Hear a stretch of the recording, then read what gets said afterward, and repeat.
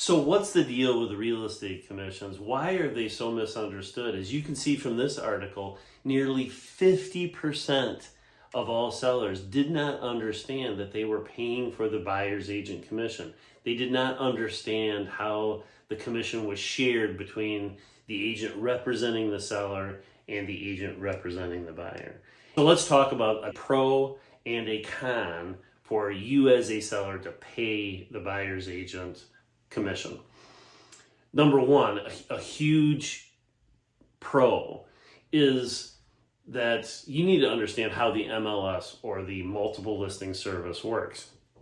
So your listing agent representing you as a seller puts the home on the MLS. They ought to be doing much more to market your property, by the way, than just listing it on the MLS. In fact, any agent can stick a sign in the ground and put it on the MLS so that it feeds into Zillow, Realtor.com, et cetera, et cetera.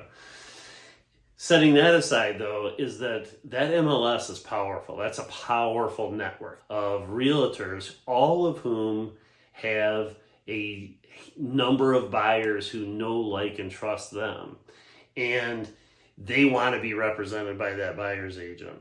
So it is good for you as a seller to incentivize that buyer's agent. It's just a basic law of economics that people respond to incentives.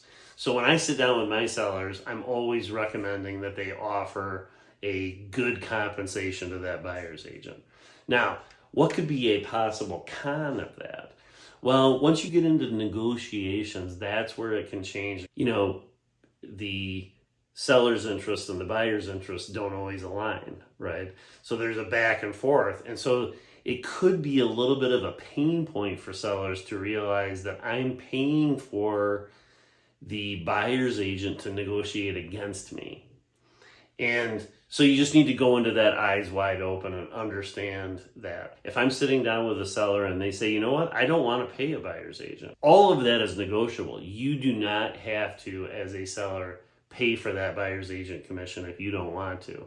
Again, I would counsel you, if you were my client, to go ahead and offer that, because I think you are entering into this project of trying to sell your home with one hand tied behind your back if you're not offering a buyer's agent commission.